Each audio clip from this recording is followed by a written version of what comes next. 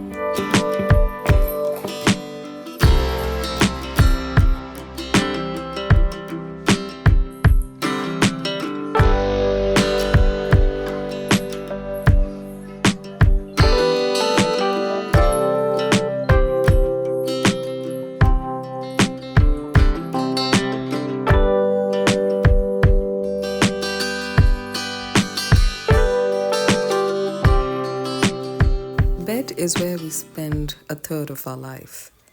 So it is a well worthy investment to buy good quality bedding and linen set. The rule of thumb is buy the best that you can afford.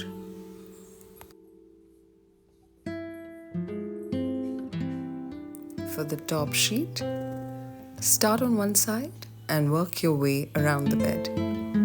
Give it a nice taut fit for that wrinkle-free, fresh, inviting, luxury finish.